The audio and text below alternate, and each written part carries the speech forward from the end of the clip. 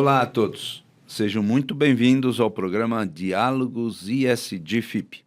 Eu sou Lívio Giosa, coordenador desse projeto especial, Diálogos ISD, e em nome da FIP, que é a Fundação Instituto de Pesquisas Econômicas, vou moderar este nosso episódio. Estamos no 66º encontro do podcast, que tem como tema Resultados da Pesquisa Nacional sobre Práticas Sustentáveis e Aplicação das Dimensões ESG nas Organizações, edição 2025. Este espaço de diálogo e debates tem o objetivo de trazer a vocês, que nos acompanham, o estado da arte da temática sustentabilidade e aplicação dos fatores ESG nas organizações. Lembrando que ESG é uma sigla que representa as palavras em inglês. O E, Environment, S, Social e G, Governance. Mas aqui nós vamos falar sempre no ambiental, no social e na governança, para ficar mais fácil o entendimento. Este projeto nasceu da importante participação da FIP na discussão do tema através dos seus técnicos e profissionais, tanto na consultoria pública e privada, quanto na grade de cursos, que apresenta o tema ESG na prática nos módulos básico e avançado. Importante também informar que o programa Diálogos ESG FIP tem o apoio do IRIS, o Instituto ADVB de Responsabilidade Socioambiental, da SEBRASE, Central Brasileira do Setor de Serviços, da ANEFAC, Associação Nacional dos Executivos de Finanças, Administração e Contabilidade, do Senan, Centro Nacional de Modernização Empresarial, da Associação Paulista Viva, da Level Group e do Sindiprestem, organizações estas que entenderam a importância do tema e os seus impactos junto a todos os públicos com que se relacionam e também junto ao mercado. Precisamos também dizer onde estamos. Este é o estúdio do Sindiprestem, o Sindicato das Empresas de Prestação de Serviços a Terceiros, Colocação e Administração de Mão de Obra de Trabalho Temporário no Estado de São Paulo, que nos apoia neste projeto, local que realizamos todos os nossos programas. Para você acompanhar os episódios do Diálogos ISD, basta acessar o podcast através do Spotify e do canal do YouTube da FIP e nas demais redes sociais, no Instagram, LinkedIn e Facebook, e também nos canais e plataformas do Sindiprestem, do IRIS, da SEBRASE, da ANEFAC, da Associação Paulista Viva, da Level e do Senan. Também, se você que nos acompanha tiver interesse em participar do curso ESG na Prática, nos módulos básico e avançado, ministrado pelos professores Lívio Giosa e Augusto Roque, é só entrar no site da FIP, www.fip.org.br, e conhecer as condições e conteúdo programático deste curso e de todos os cursos disponibilizados pela FIP. Para dar início ao programa de hoje, quero apresentar a nossa convidada especial, Daniele Barreto e Silva, líder de sustentabilidade da Grant Thornton. Seja muito bem-vinda, Daniele. É uma honra ter você aqui conosco. Hoje a gente vai ter um bate-papo diferenciado. Hoje a gente vai construir um pouquinho a análise de uma pesquisa muito bacana que estamos aqui desenvolvendo em parceria do IRIS, que é o Instituto de Responsabilidade Socioambiental, e da Grant Thornton. Você, Daniele, faz parte e presença fundamental nessa história. E neste nosso entendimento, nós vamos fazer aqui só um pequeno preâmbulo. Nós já estamos na 16ª edição desta pesquisa. E essa pesquisa nasceu em tempos que ninguém quase comentava a respeito desse tema. Era uma pesquisa que a gente denominou pesquisa sobre aplicação da responsabilidade social corporativa nas empresas, foi a primeira edição. Nós fizemos 12 edições anuais, porque era significativa essa tese há anos atrás, né? E depois, as últimas pesquisas, a gente foi fazendo de 2 em 2 anos, porque já houve uma sedimentação dessa temática no ambiente empresarial, nas organizações. E hoje a gente consagra o lançamento de um formato inédito, nesta parceria entre o Instituto de Responsabilidade Socioambiental e a Grant Thornton, que você aqui representa. Então, nós vamos aqui bater um papo entre nós, vamos passar pelas principais questões que refletem já as respostas das empresas contatadas. Nós tivemos um bom índice de retorno das grandes e médias empresas brasileiras que participaram desta pesquisa, responderam às questões. A pesquisa era intensa, né? Foram bastante perguntas, mas o resultado dela é muito significativo. Então, eu vou começar já pedindo que você comente as questões. Nós vamos fazer um bate-bola aqui entre nós, para que a gente consiga passar para o nosso público, para a nossa audiência, a visão hoje das organizações. Então, eu vou dar o primeiro momento para você, já se apresentar, por favor, Daniele, e contar um pouquinho a sua trajetória em ESG lá na Grant Thornton, para que a gente possa, a partir de então, bater esse papo conjuntamente. Por favor, fica à vontade, Daniele. Bom, olá a todos. Primeiramente, quero agradecer o convite de estar aqui com vocês novamente, né, no Diálogos ESG.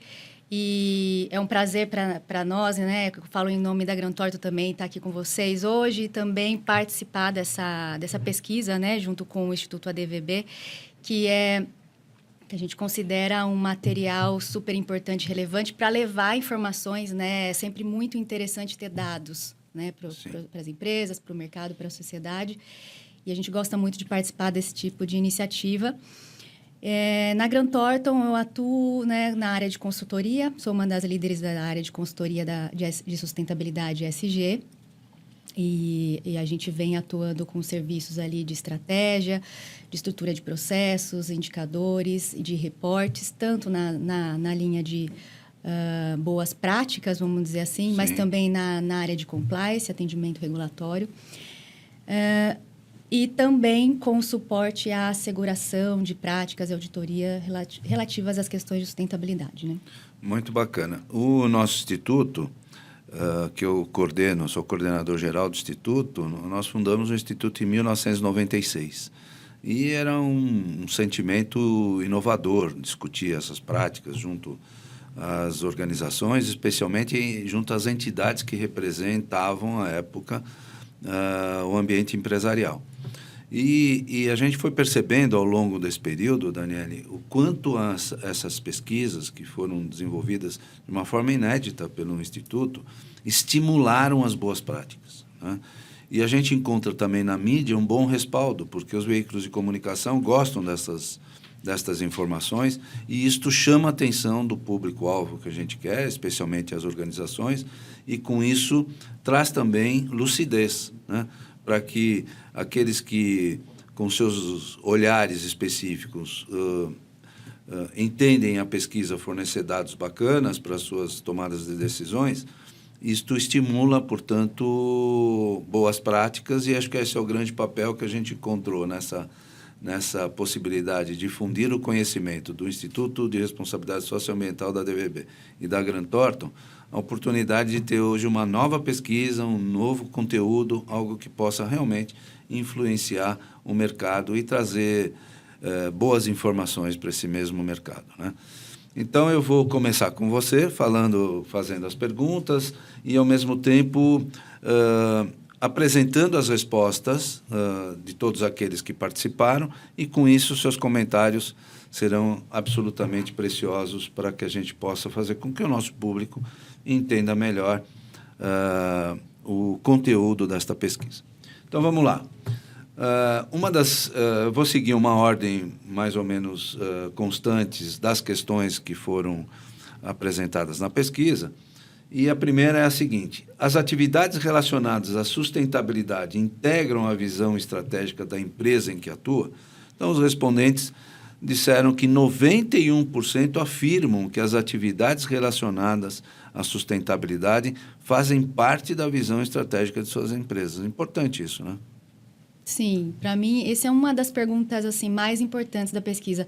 Ela tem, ela traz ali, né, a informação de que sim, de fato, as empresas elas entendem essa agenda de sustentabilidade ESG como um fator estratégico.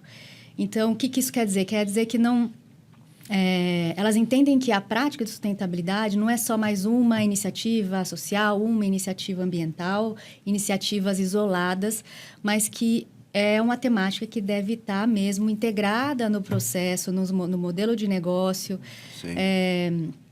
na operação das empresas. Então, quando esse assunto ele está dentro da estratégia da empresa, é disso que a gente está falando, né? Que a empresa ela já está, de alguma forma, incorporando ou buscando incorporar esse tema no seu negócio, no seu modelo de negócio. Sim. E não só fazendo iniciativas sociais, pontuais, aliás, né? Que sim podem trazer benefícios, mas que podem trazer benefícios bem mais limitados do que, de fato, se ela estiver integrada no negócio, né? E isso gera uma conexão, né, da empresa com o mercado e com, especialmente, seus clientes consumidores, né?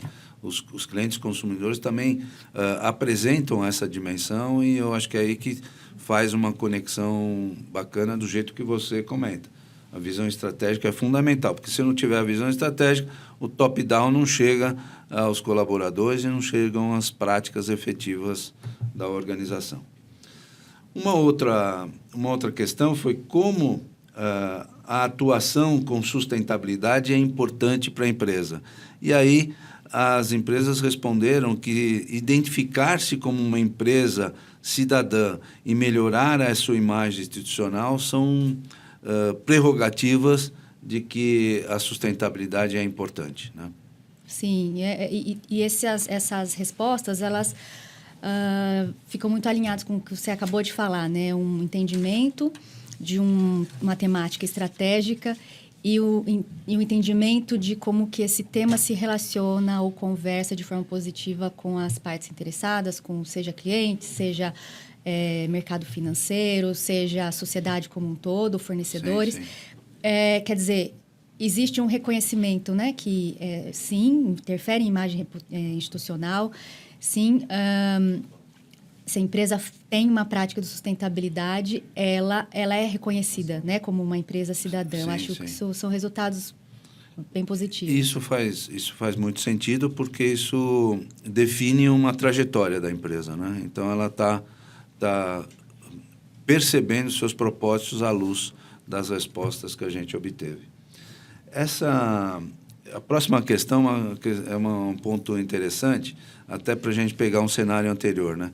Nas pesquisas iniciais que a gente fez sobre essa questão que eu vou te passar, a gente identificava uma dificuldade da empresa construir dentro da organização uma área específica sobre sustentabilidade para que pudesse influenciar todas as demais áreas e construir uma metodologia voltada à sustentabilidade. E aí a gente fez essa pergunta: qual é a área da empresa responsável pelo tema ou iniciativa relacionada à sustentabilidade, né? E a resposta foi que um número expressivo de correspondentes, então são 47,4%, indica ter uma área específica de sustentabilidade responsável por conduzir essas atividades, né? Então, você já percebe que as empresas construíram, né, uma área específica para discutir e ter peso dentro da empresa.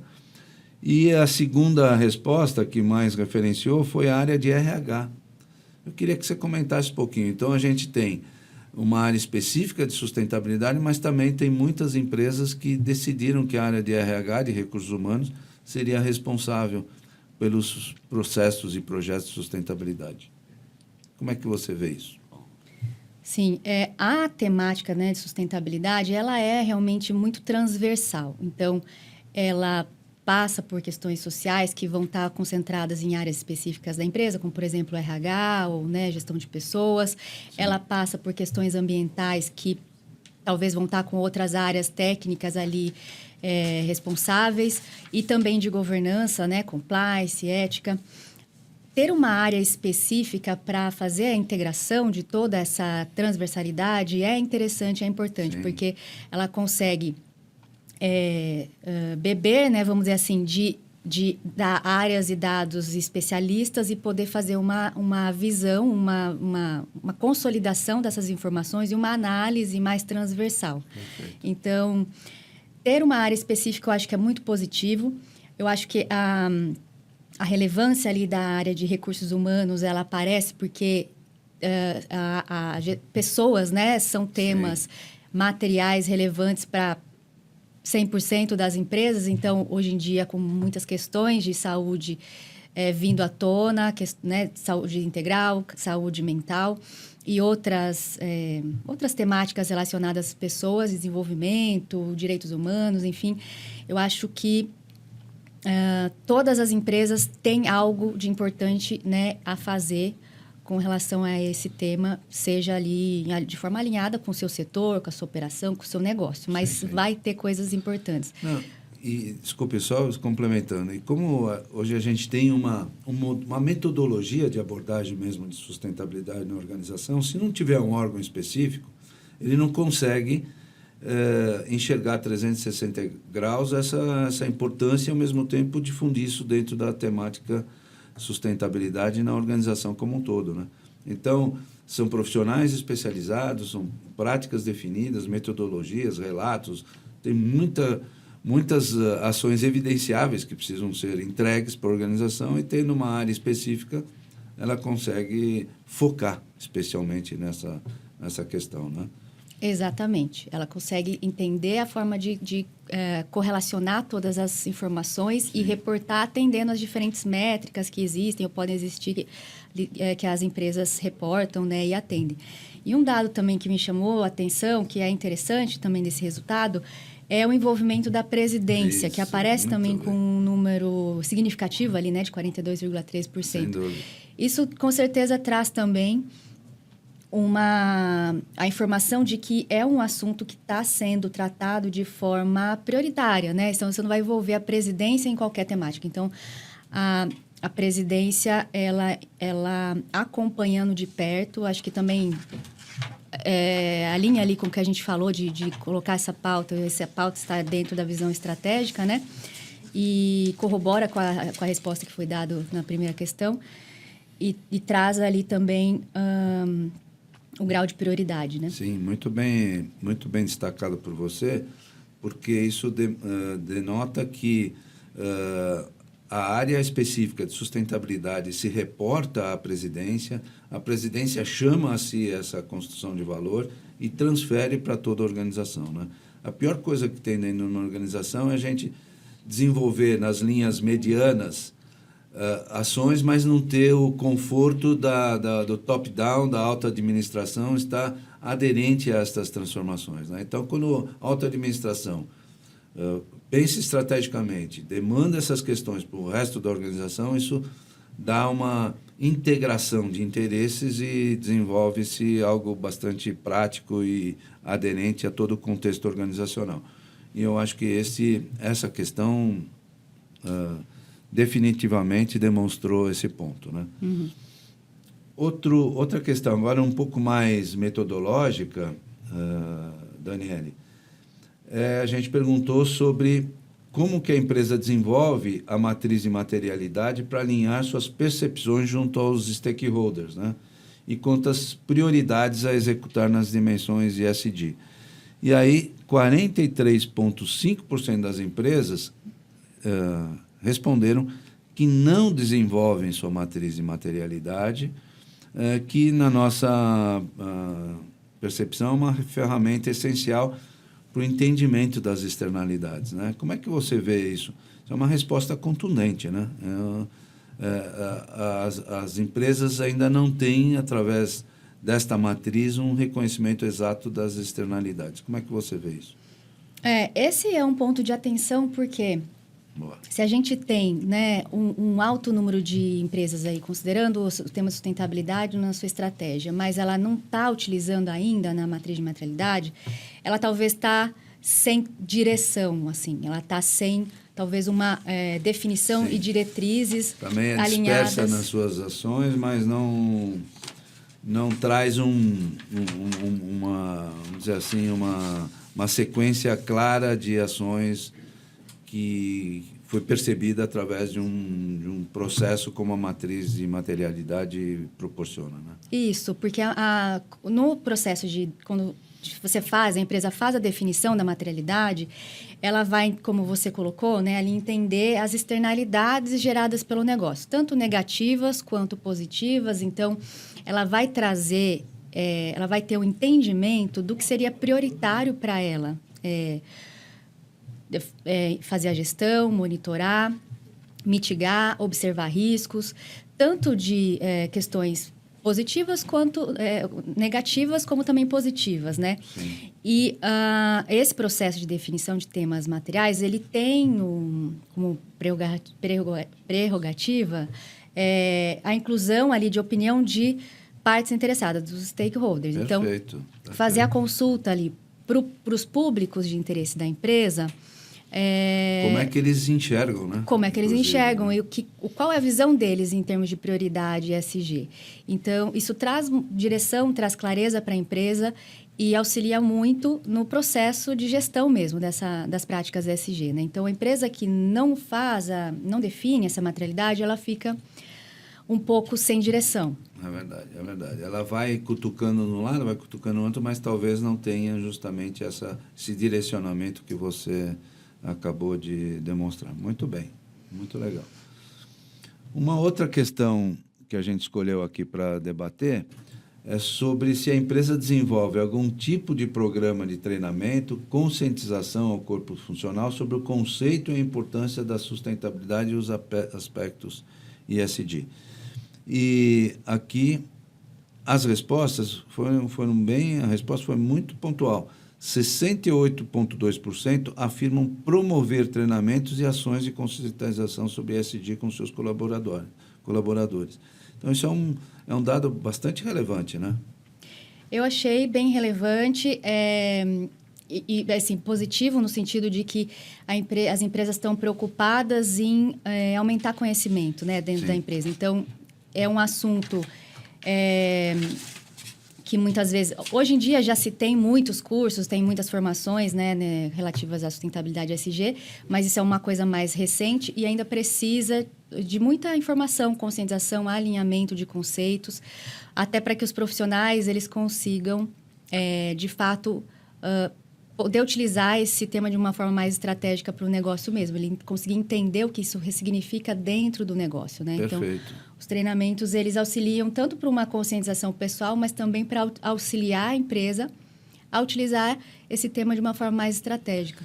E pensando exatamente na sua resposta, se a alta direção define estrategicamente o valor sustentabilidade na sua organização, se tem uma área lá que tem todos os procedimentos para desenvolver essa trajetória do ponto de vista da sustentabilidade dentro da organização, se a empresa não tiver os seus colaboradores absolutamente sensibilizados, conscientizados, que conheçam um pouco desta literatura sobre sustentabilidade, e mais do que isso, se não se engajarem no processo, não sai nada, né? Exatamente. Então, toda a missão, eu acho que a palavra-chave é engajamento. Nós temos que engajar, seja por treinamento, seja por testes, seja por práticas, seja projetos internos, equipes voluntárias para atuar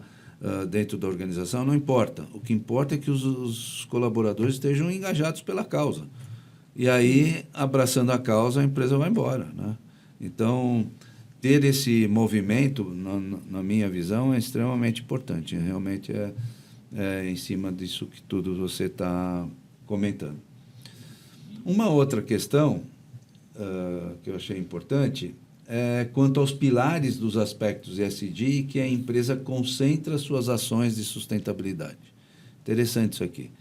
Então, nós fizemos essa pergunta e os respondentes disseram o seguinte, que na dimensão governança é a que mais lidera com 71% das ações. Na dimensão social, 62%. E na dimensão ambiental, 65%.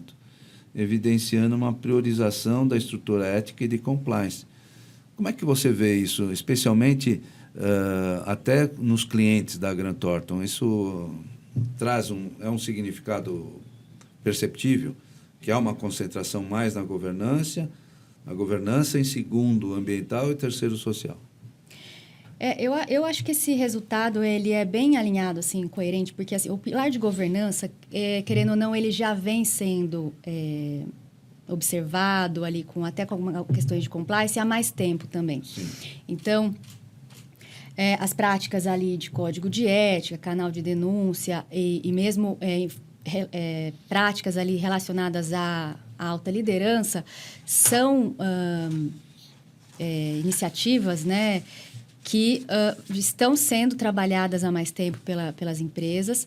Elas vêm como um pilar-chave, porque, assim, né, sem a governança, os demais pilares também ficam fragilizados. Né? E se não tiver uma alta liderança organizada, né? Processos e diretrizes políticas organizados, que regem ali os demais pilares, acaba, né, fica tudo mais frágil. Então, eu acho que é muito, assim, além do pilar de governança já vir sendo trabalhado há mais tempo, ele também é muito importante para dar bases para os demais pilares, né? Perfeito. E me surpreende ali a informação do pilar social, que com 62%, que se a gente fosse observar, assim, alguns anos atrás, não tão muito tempo atrás, esse pilar ele era um pouco renegado, assim, esquecido nas empresas. Então, observava muitas questões de governança, observavam questões ambientais, porque eram questões até regulatórias, de compliance, principalmente para alguns setores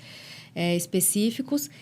E o pilar social, ele ficava mais esquecido. Então, acho que o resultado que a gente observou na pesquisa, ele vem trazendo informação de que esse pilar já ganhou relevância, ganhou mais relevância dentro das empresas, que as empresas estão olhando mais para as questões de diversidade, pessoas, desenvolvimento. A gente viu a questão dos treinamentos também, que a gente acabou de mencionar. Então, é um resultado positivo para mim dessa questão, essa número significativo do pilar social, assim, que me chamou a atenção. Muito bom, muito bem destacado.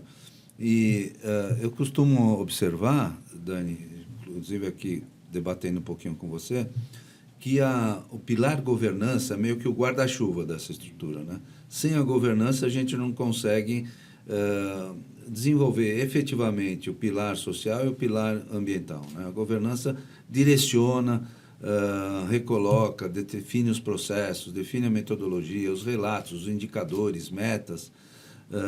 Ela faz a matriz de risco, ela coordena toda a dimensão de modo a que as demais tenham suporte e finaliza com os relatórios, né? Em todas as suas dimensões. E é interessante que em algumas conversas que a gente já teve, inclusive aqui no nosso podcast, a gente debatia que a sequência das letras da dimensão ESG devia ser ao contrário, né? GES, né? Dentro dessa postura de importância, né?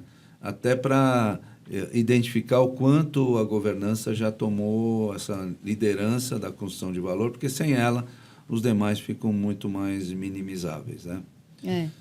Muito bom isso. E se a gente observar, né, existe já uma estrutura em boa parte das empresas já madura e rodando, em termos do que você falou, né, em termos de estrutura de governança, controles internos, auditoria interna, sim. políticas e indicadores.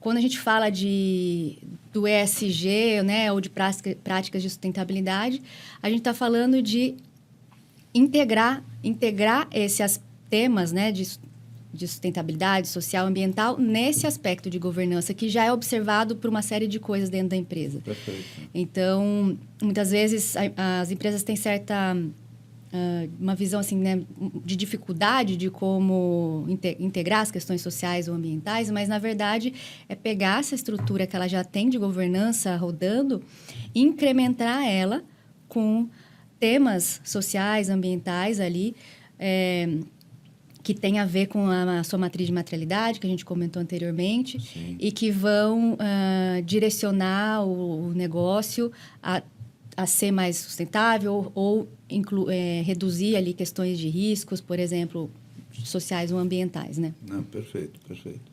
E nesse ponto a construção de valor é muito clara e vale a pena essa percepção de todos aqueles que estão nos acompanhando, o quanto o sistema de compliance, código de conduta, código de ética, como você comentou, os controles internos já estão deflagrados, canal de denúncia, as empresas estão muito bem já estruturadas nessa dimensão governança, pelo menos conseguem, e dentro da visão do compliance, né, o due diligence, o questionário de due diligence, ele impacta os fornecedores de uma forma intensa e atrai os fornecedores para dentro dessa discussão de sustentabilidade. A gente tem percebido isso muito nas empresas, impactando a sua cadeia de valor. E aí ela é um ciclo virtuoso, né, que faz, através da governança, essa implementação da visão sustentável. Mas muito bom. Nós vamos agora passar para o foco social, né? Conversamos bastante sobre o foco e o eixo governança, agora nós vamos falar um pouquinho do foco social.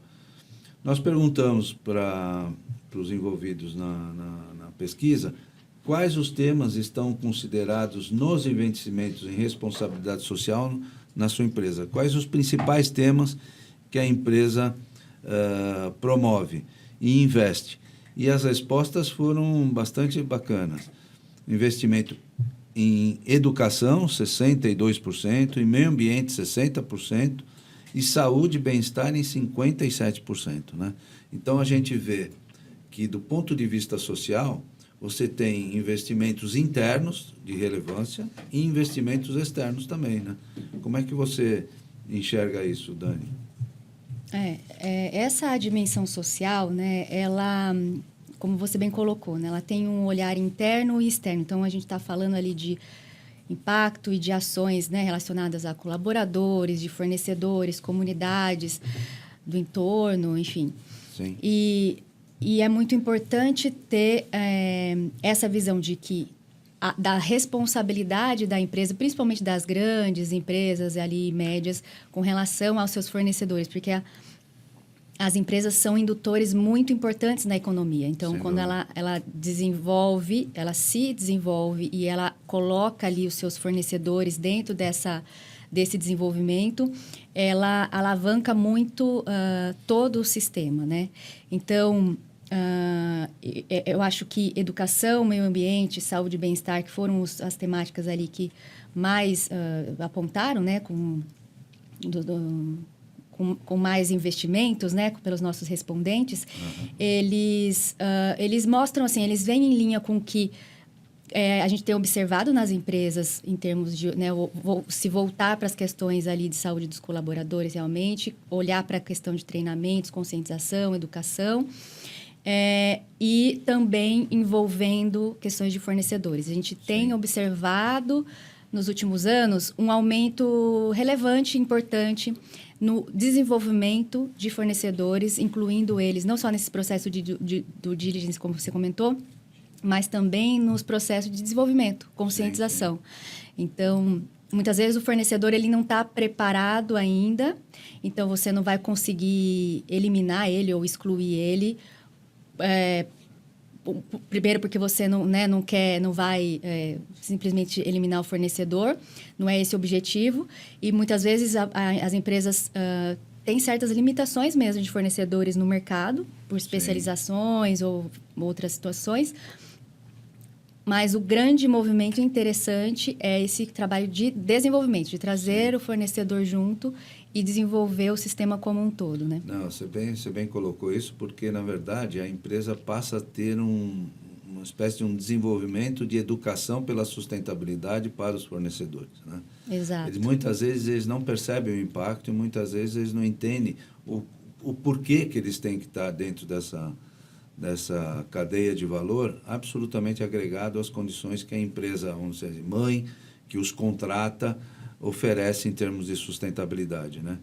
E um ponto que eu queria destacar aqui, até para uma reflexão da nossa audiência, é quanto a essa questão dos investimentos em responsabilidade social, na questão dos projetos, né? Então, a empresa, normalmente, ela dirige-se muito mais para o seu campo interno do que o campo externo. Mas ela tem que entender os impactos que ela promove na sua região lindeira ou nos públicos-alvos com os quais ela se relaciona. E os projetos sociais passam a ter, a partir daí, uma dimensão muito bacana, muito interessante, que reflete e potencializa boas práticas da organização do ponto de vista social. Então, eu quero deixar aqui uma reflexão no sentido da empresa não só olhar internamente com os seus benefícios, suas práticas, bem-estar, saúde do seu trabalhador, do seu colaborador, mas também entender que impactos ela promove externamente e como pode desenvolver projetos que se alinhem às suas boas práticas sustentáveis, olhando e se orientando para o público externo. E as empresas que adotam esse princípio passam a ter uma relevância significativa e têm um novo olhar, né? Ela constrói valor junto a essa comunidade que respeita mais a empresa, que a abraça melhor dentro do espaço que ela está. Então, é bacana a gente perceber empresas que adotam essas práticas, o quanto isso significa de impacto positivo, né? Não só questões reputacionais, mas também de poder beber dos benefícios em termos operacionais mesmo. Você trabalhando junto com o seu fornecedor, né, você vai receber melhores produtos e serviços. Isso, com certeza, ao longo do tempo, a empresa consegue incrementar ali o negócio dela. Sim. E os seus produtos e serviços, incluindo os fornecedores nessa cadeia. Isso me lembra empresas que, às vezes, escolhem locais um pouco mais distantes, mais periféricos, que determinam como uma boa prática social buscar o recrutamento e seleção de novos funcionários e colaboradores da própria região. Então, quando ela faz isso, ela já atrai um impacto super positivo. A imagem já flui dentro das comunidades, fala, opa, essa empresa está querendo nos favorecer porque ela está priorizando a contratação, o recrutamento do público lindeiro. Isso é uma prática social. É uma prática que consagra a empresa, né? Bacana. Bom, agora tem algumas perguntas interessantes do ponto de vista social. Nós perguntamos para as empresas como que se ela possui política de diversidade, equidade e inclusão. E as respostas, né, que é a sigla DEI, demonstram que 35% das empresas respondentes não possuem política interna de DEI. Não possuem. Atuam do ponto de vista da sustentabilidade, mas não possuem política interna. E quase metade, 49%, não adota ações afirmativas na contratação dos seus colaboradores, né? É interessante a gente debater um pouquinho esse dado. É interessante porque a gente tem se falado muito, né, de questões de diversidade, equidade e inclusão. As empresas têm utilizado muito dessa temática ali junto para engajamento mesmo dos seus colaboradores, do seu público. E tem observado, acho que de fato, com um olhar diferente esse tema, tem tido mais atenção, tem tido muito trabalho de educação, conscientização, a gente tem observado nisso nas empresas. Mas a estruturação, né, a definição de uma política interna, assim também como outras métricas, né, como realização de censo, de diversidade, e poder estruturar indicadores para entender ali realmente o público, o seu público interno, eles são super importantes para trazer, de novo, direção e como a empresa deve atuar. Então, ela ter uma intenção positiva, né, um olhar positivo e agregador ali para esse assunto é relevante, sim, mas precisa ir além disso. Então, precisa olhar de uma forma mais estratégica ali, de que fato e como ela realmente consegue aumentar seus indicadores ali de diversidade, quais seriam os caminhos dentro do público ali de colaboradores ou de estudantes que ela tem, por exemplo, disponíveis para entrar dentro do seu negócio. Ela consegue trabalhar isso com terceiros, ela consegue trabalhar com fornecedores e realmente fazer uma análise um pouco mais detalhada, né? Cautelosa ali, de fato, o que representa a diversidade para o negócio. E poder pensar de forma estratégica, assim como a gente vem falando ali, de que como as ações estratégicas de sustentabilidade melhoram ali resultados do negócio, as questões de diversidade também, se bem direcionadas, né? Alinhado com as possibilidades, com o contexto do negócio, ela vai trazer benefícios mais eficientes e mais eficazes, mais rápidos, né? Sim, sim. E dentro dessa linha que você está comentando, Daniele, tem mais duas questões que vou passar para a sua análise, que reforçam muito isso tudo que você está falando. Nós perguntamos se há políticas para apoio às mulheres em cargos de liderança e se a organização cumpre cotas de inclusão de PCDs, pessoas com deficiência. E aqui as respostas também são contundentes. 56% das empresas afirmam que não possuem políticas de apoio à liderança feminina. E 43% não cumprem as cotas de inclusão de PCDs. Né? Então, a gente vê que a gente tem aí um espaço gigante de atuação e de atenção ainda das empresas nesses dois itens aqui que a gente destacou para você comentar um pouquinho. Né? Exato. Então, assim, a gente...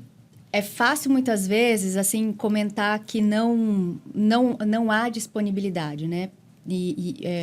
Seja para promoções para mulheres de liderança ou para a contratação de pessoas de PCDs. Mas, aí, conectando com a questão das ações afirmativas, né, que a gente falou da questão anterior, quais ações, né, quais iniciativas que a empresa poderia assumir e fazer de forma estruturada que pudesse auxiliar e melhorar esses dados, né? Sim. Então, existem uma série de instituições e organizações sociais que elas têm um trabalho, né, e um estudo, um entendimento muito profundo dessas práticas, e muitas vezes a empresa ela não tem, e ela pode contar com essas instituições para amadurecer um pouco ali o entendimento do que, né, com relação a esse tema, amadurecer de quais ações que ela poderia fazer de forma alinhada com o negócio. Sim. E, de fato, caminhar para isso. Então, assim, a gente precisa, na verdade, de ações, assim, de atitude, né? De ações mais contundentes para que esse assunto cresça de forma mais estruturada e não só com uma intenção, né? Uma intenção positiva dentro da empresa. Perfeito. E nesses dois pontos, a liderança feminina, né? Acelerar as oportunidades para a liderança feminina e cumprir as cotas, né? As cotas existem para os PCDs serem ouvidos, apresentados às empresas e construir um valor diferenciado dentro do contexto da diversidade, tudo que a gente está construindo aqui juntos. Muito bom. Um outro aspecto ainda dentro da questão social é se a empresa possui um sistema de gestão de saúde e segurança do trabalho. E aí a resposta foi muito positiva, né? 83% das empresas possuem sistemas de gestão nessa área, né? E 78% incluem saúde mental e seus programas de qualidade de vida. Esse é um ponto interessante também, né, Daniele? Esse é um ponto interessante e também, assim, um ponto até esperado, né? Assim, o sistema de gestão de saúde, né? Quando a gente fala de questões de saúde, segurança do trabalho, são práticas regulamentadas para grande parte das empresas já há bastante tempo. Então, eu costumo até usar esse tema assim como um exemplo, né? Assim, a gente precisou lá atrás olhar para esse tema que não era, né, regulamentado, não era obrigatório, e precisamos de ter normas para que a gente pudesse se organizar e assim não ter normas para que os colaboradores não se machucassem dentro das empresas. Então é uma coisa relativamente básica, mas que assim a gente precisa precisou, em algum momento, ter essas diretrizes, essas normas, assim como as coisas estão acontecendo para outros temas agora que a gente vem observando sendo regulamentados. Então, assim, esse tema, né, de saúde e segurança do trabalho, ele já é regulamentado há algum tempo para uma série de setores. É natural a gente ver que, de fato, as empresas estão cumprindo. Então, esse é um tema mais maduro, já tem práticas, já tem uma área ali que já tem as métricas ali na rotina, ela já cuida, ela já monitora, ela já acompanha. E tem um dado interessante, os sindicatos dos trabalhadores ficam muito firmes nessa demanda, né? Eles pressionam muito as empresas. Então, é como você falou, é algo já estruturado, mas que tem pressões externas também que a empresa não pode deixar o ritmo desaquecer. Tem que ficar sempre preocupada, porque, na verdade, nós estamos falando do ser humano, né? Esse é um ponto... E recentemente, a gente teve um incremento importante também, né? Que foi uma atualização na NR1, que traz ali a inclusão de riscos psicossociais no gerenciamento de riscos ocupacionais. Então, foi uma atualização importante. Era um tema, os riscos psicossociais, ali, questão de saúde mental, já vinha sendo abordado há algum tempo, já com ênfase ali no período da pandemia ou pós-pandemia, né? Mas a gente trazendo esse tema dentro de uma norma regulamentar, com certeza agora vai trazer ênfase e diretriz para as empresas, né? E tem a questão do compliance obrigatório, que elas vão precisar se organizar. Mas o resultado, né, que a gente observou na pesquisa foi positivo também nesse sentido, né? A gente tem ali 78,1% das empresas que estão com programas de saúde mental, qualidade de vida, que isso também já é um ponto positivo. Entendo que esse incremento na NR1 vai consolidar e vai trazer mais relevância ainda para esse tema. Boa, muito bom, muito bom. E agora, Daniele, vamos passar para a dimensão ambiental. Numa das perguntas que abrem essa questão da visão ambiental, nós fizemos o seguinte: a empresa realiza iniciativas para a redução do uso ou consumo de recursos naturais. E aqui a gente percebeu que 76% das organizações realizam iniciativas para a redução do uso de recursos naturais, como energia, água e materiais em geral, mas há uma ausência de políticas formais e sistemas estruturados, limitando o potencial do impacto dessas ações. Como é que você vê isso, né? A gente está agora falando da questão ambiental e, ao mesmo tempo, percebendo que ainda não tem políticas formais. Tem ações mais pontuais, mas não a política formal. A questão de redução, né, de uso de recursos, seja de energia, de água, ou mesmo de materiais, eu acho que ele já foi bem compreendida para as empresas, que se trata de uma questão de sustentabilidade, mas se trata também de uma questão de redução de custo operacional muito clara para elas, né? Então, isso mexe com o bolso, né, da empresa também. Mexe com o bolso, é um indicador muito rápido, simples de observar. Então, essas ações ali de iniciativa de redução, acho que seguiram um fluxo mais rápido, né? E mais prático ali. Agora os próximos passos seriam esses, né? Então, assim, a gente observa esses desafios ali significativos com relação à estruturação, formalização dessas práticas. Então, eu reduzo a energia, mas o que além disso está... o que além do redução da conta de luz, o que está me causando, proporcionando de benefícios no meu negócio? Então, tem as questões ali ligadas às emissões de gás de efeito estufa que estão associadas, ou outras questões que a empresa ela pode dar um passo além e observar. Mas isso tudo vai auxiliar muito se ela for buscar a estrutura mesmo. Então, entender o negócio e estruturar diretrizes para como que essas iniciativas de redução podem auxiliar de uma forma mais, mais ampla mesmo, né, o negócio. E não só ali na redução da conta. Isso se ela for observar isso de uma forma mais estruturada, ela vai observar que isso acontece, né? E a parte do sistema de gestão, isso também é um ponto de atenção, né? Um número, assim, não tão baixo, né? 69%... Não possuem, né? Desculpa, essa aqui 69% é um não sério. possui o sistema de gestão ambiental. Eu acho que esse é um dos pontos mais relevantes da pesquisa. Exato. Eu estava aqui vendo um número errado. Então, assim, 69% das empresas não possuem um sistema de gestão ambiental. Então, isso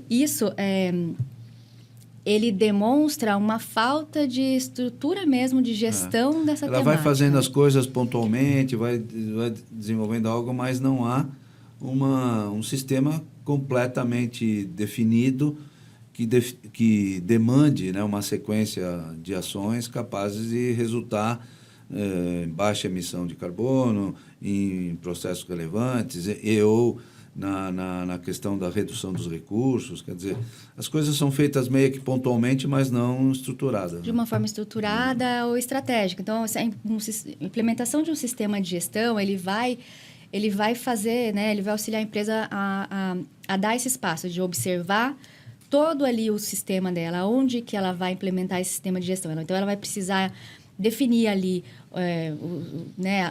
se é uma fábrica, se é 2 fábricas, são os escritórios, aonde que ela vai implementar isso. Perfeito. Com isso, ela vai entender um pouco melhor ali o escopo, né, o modelo de negócio dela, vai fazer o entendimento de quais seriam essas diretrizes que ela precisa seguir, processos de gestão e de monitoramento dos indicadores, seja de energia ou de resíduos, de água, de materiais, e trazer métricas de monitoramento mais eficazes para ela poder fazer a gestão mais estratégica mesmo desses números. Sim. Né? E dentro dessa toalhinha, né, onde a gente vê que as coisas são pontuais, tem um detalhe aqui interessante, que é mais da metade das empresas, 58% das respondentes, não possuem políticas formais para compras sustentáveis. Né?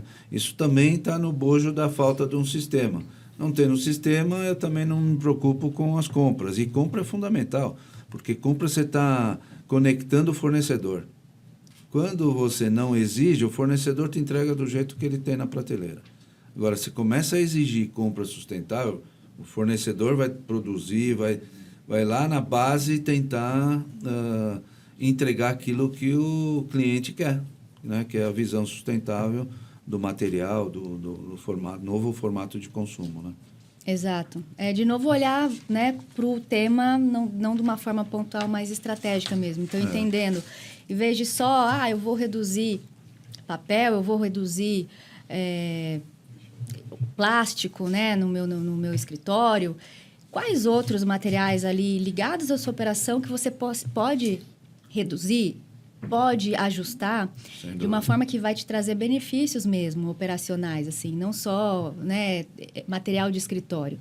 A gente não está falando disso, a gente está falando de uma redução de matéria-prima, de um ajuste de matéria-prima que pode ser desenvolvido junto com o fornecedor, que pode ser demandado para ele, alinhado com ele, num trabalho de pesquisa e desenvolvimento mesmo, de solicitação que ele traga inovações, que ele traga possibilidades. E, com isso, você vai puxando a sua cadeia de suprimentos, colaborando para o desenvolvimento deles e também colaborando para o desenvolvimento do negócio de uma forma mais estratégica. Perfeito. E se o contratante não puxar o contratado, né, que nós estamos falando aqui entre a empresa e o seu fornecedor, ele nunca vai aprimorar essa questão de ter materiais mais sustentáveis. Perfeito. Muito legal. Vamos lá, agora tem uma pergunta que eu reputo também super importante. A empresa realiza inventário de emissões de gases de efeito estufa? E o que a gente encontrou? Um dado absolutamente complexo e que merece aqui uma reflexão nossa. 43,4% das empresas respondentes não realizam inventário das emissões de gases de efeito estufa, e nem tem forma estruturada de desenvolver indicadores, né? Isto é um ponto muito importante para a gente refletir, já que quando a gente vai aprofundando na questão do inventário, a gente tem os 3 escopos, né? O escopo 1, escopo 2, escopo 3, e se a empresa não faz nem o escopo 1, quanto mais vai chegar no 2 e 3, né? Como é que você vê isso, Dani? Esse é um ponto bem alarmante, assim, porque a gente tem ali, começando já agora, no exercício social de 26, né, uma obrigatoriedade para empresas de capital aberto divulgar relatórios de informações financeiras relativas à sustentabilidade, que são relacionados às novas normas IFRS, S1, S2, que acho que muita gente está já ouvindo falar, entendendo como é que isso está. E já entra em vigor em 2026, né? Entra em vigor em 2026, e uma dos itens, né, dentre os vários ali que eles solicitam, no IFRS S2, né, que é o CBPS 02, ele pede para as empresas a informação do seu inventário de gás inventário de emissões de gás de efeito estufa, né?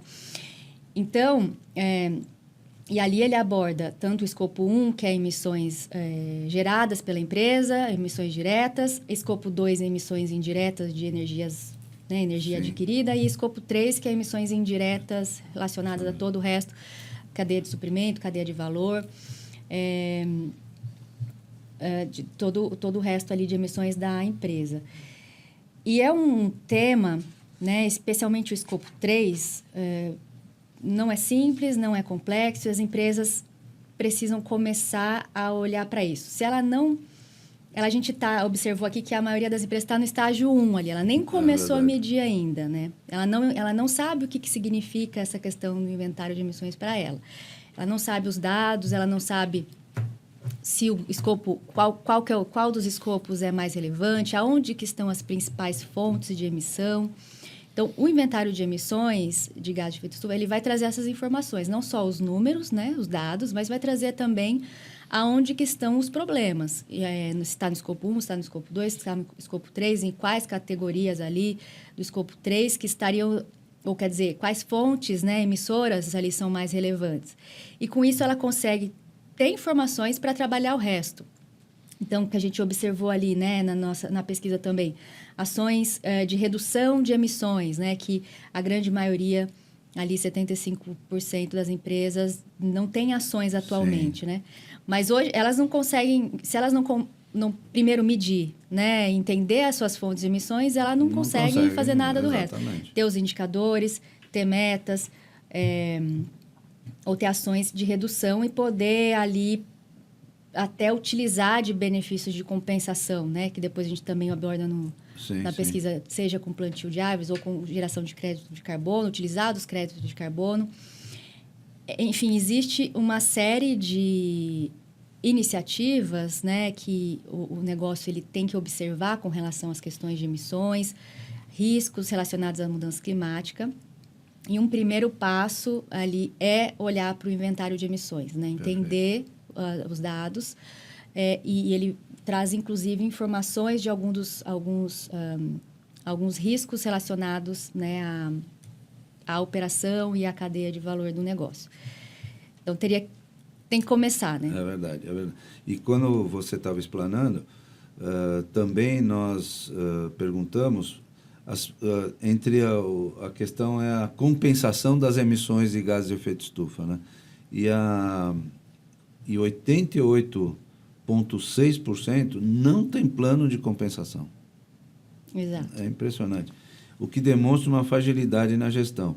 E as poucas que compensam, o plantio de árvores ainda é a principal estratégia adotada, que sempre, na minha opinião, eu não vejo outro sentido nos movimentos que a gente encontra aqui de sustentabilidade no mundo, os fatores climáticos, o aquecimento da Terra, é que nós só temos 2 hipóteses para corrigir isso. Ou é mudança de atitude e comportamento, ou plantar árvore. Eu quero deixar aqui para o nosso público. Nesse final de semana, nós plantamos 450 árvores aqui na cidade de São Paulo.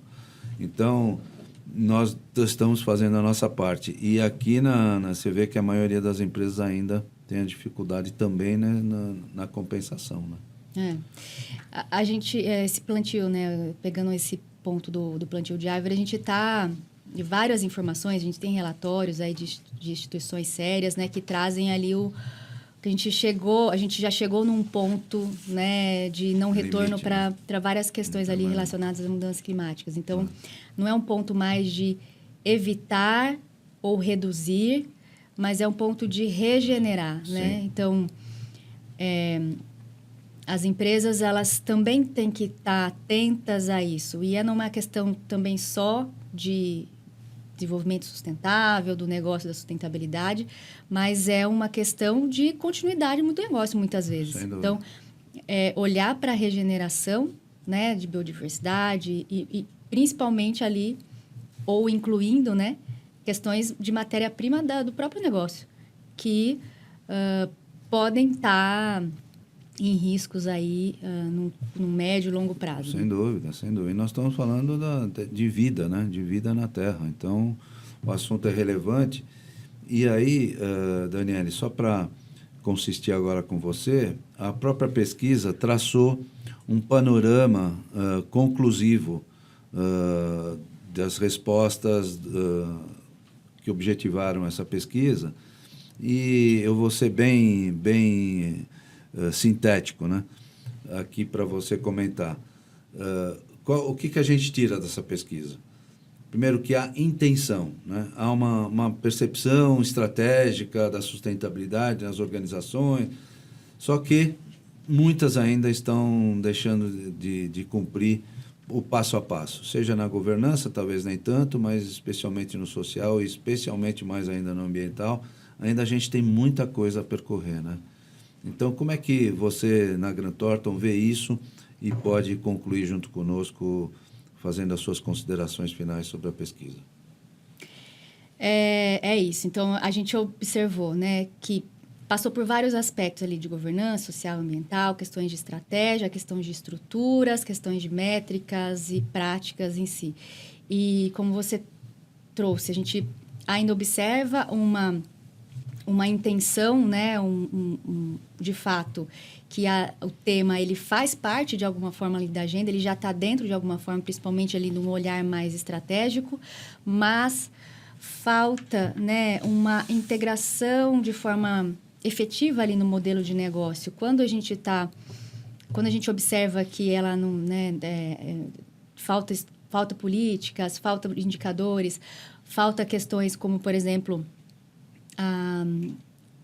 o inventário de emissões de gás de efeito estufa, a gente está falando de questões ligadas ali às questões operacionais. Então, a sustentabilidade ela ainda não está ainda totalmente integrada no modelo de negócio, né? E a gente falou pouco de movimento regulatório ali durante a nossa conversa, ou, né, nas perguntas, mas a gente vem observando o movimento regulatório aqui, né, no Brasil. Sem dúvida. Então, a gente tem os... Mas eles atingem só a nata, né? Só as empresas que estão no mercado e tal. Nós precisamos falar também juntos. Esse movimento regulatório, ele vai provocar, né? Ele é um provocador, né, de transformação. A gente espera que as médias e a base empresarial também adote modelos bastante transparentes, né, de análise de relatos, né?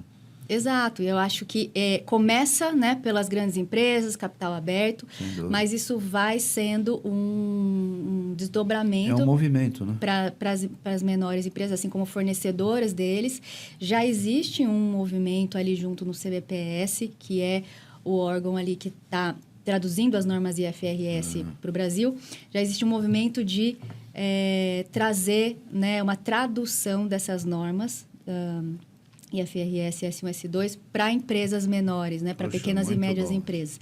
Para auxiliar, de fato, elas, tanto no atendimento de demandas e requisitos que vão, talvez, começar a vir com mais, né, ênfase ali dos clientes deles, né, de empresas maiores, em função do que eles vão precisar atender em termos de regulamentação, mas também como diretriz, né, para que as empresas possam ter métricas direcionadas para o negócio delas, que auxiliem elas. Como é que eu faço, então, para utilizar esse tema de sustentabilidade, de fato, ali no meu modelo de negócio? Como é que eu integro isso? Em termos da estratégia, em termos governança, em termos de gestão de riscos, metas e métricas. Dentro do meu contexto aqui, menorzinho, né, como é que o que eu preciso fazer? Então, ainda é incipiente, né? Esse trabalho está começando, mas vai auxiliar muito as pequenas e médias ali. Muito bom. Muito bem colocado. Né? Muito bom. Então, nós fizemos aqui hoje, entre aspas, um spoiler, né, da nossa pesquisa, que já está agora apresentado ao público, e eu quero identificar aqui a nossa audiência que o relatório completo da pesquisa está disponível para download no site da Grant Thornton no Brasil e no site da ADVB. E você pode acessar pelo QR Code que aparece agora na tela ou pelos links na descrição deste episódio. E vai valer muito a leitura. E como a gente já chegou nos nossos momentos finais, Daniela, eu vou passar os nossos agradecimentos. Quero agradecer a diretoria da FIP, na pessoa do seu presidente, professor Carlos Luque, a diretoria do Sindiprest, na pessoa do seu presidente, o Vander Morales, aos nossos apoiadores, a diretoria do IRIS, a diretoria da Sebrace, da ANEFAC, do Senan, aos nossos técnicos, o Beto e o Gustavo, a nossa equipe de apoio, Ali Monteiro e o Michele Belfiore, e ao time da Level Group. E a vocês, não esqueçam de nos acompanhar no canal do Spotify e do YouTube da FIP, e nos canais do IRIS, da Sebrace, da ANEFAC, da Level, do Sindiprest e do Senan, e também nas redes sociais de todas estas instituições. Agradeço a você, Daniele, foi muito legal a gente estar conversando, você foi perfeita aí na sua análise dos dados da pesquisa, e quero agradecer também a você, que nos acompanhou neste Diálogos ISD FIP. Até o próximo episódio.